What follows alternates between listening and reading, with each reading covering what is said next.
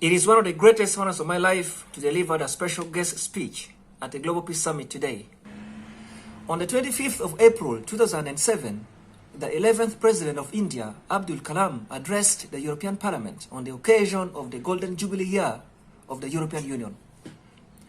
In his address, he gave humanity one of the most powerful, efficient, and effective formulae for attaining world peace.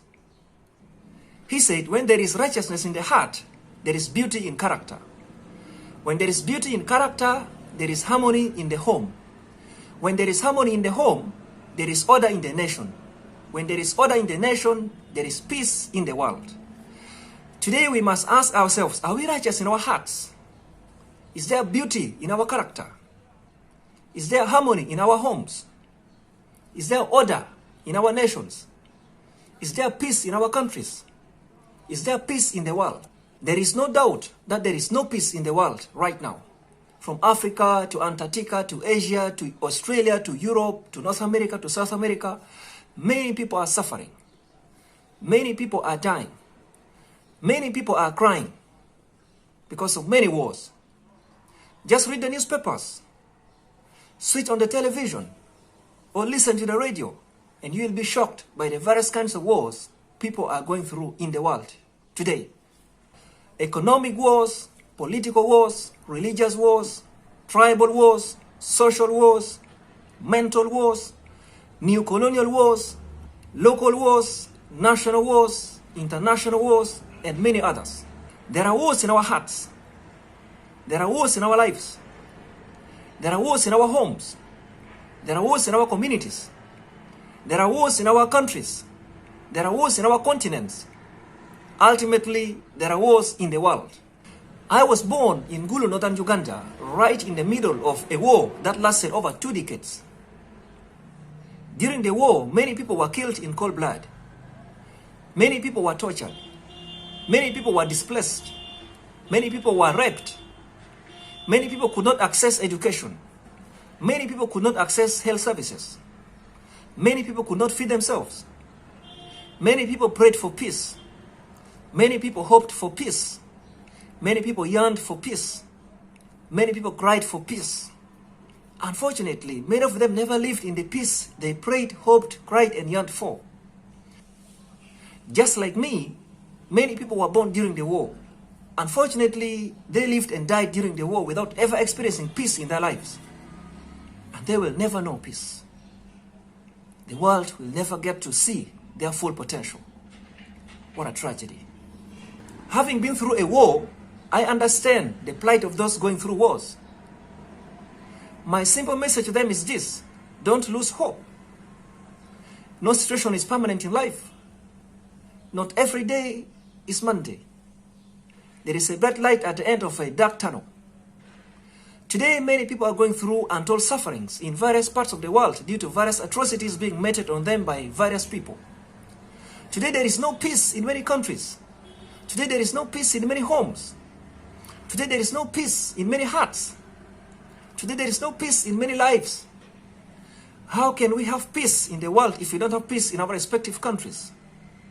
How can we have peace in our countries if we don't have peace in our communities? How can we have peace in our communities if we don't have peace in our homes? How can we have peace in our homes if we don't have peace in our lives? How can we have peace in our lives if we don't have peace in our hearts? Even though there are numerous local, national, and international efforts to promote peace at both local, national, and international levels, the efforts have not yielded the desired results because some of the people who should promote peace are the very people who fight the efforts to bring peace due to selfish, shameful, and ulterior motives. May we all be agents of peace.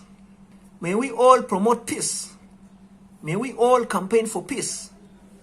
May we all strive with all our might to bring peace. May we all be global peace ambassadors. Start with yourself from where you are, with what you have. Be at peace with yourself. When you're at peace with yourself, you will then be at peace with your neighbors. When you're at peace with your neighbors, you will then live in peace with them. When you live in peace with them, the community will then be at peace. When the communities in a country are at peace, the country will then be at peace. When the countries in the world are at peace, the world will then be at peace. So you can see that achieving global peace starts with each of us, because collectively we make up the world. Therefore, we can either make or break the world. The golden rule says, do unto others as you would have them do unto you. If we could always observe this rule, then we would have an everlasting peace in the world. Today we have many problems in the world. Regardless, we move on. But we must move on in love if we must have peace in any setting, at any time, in any place.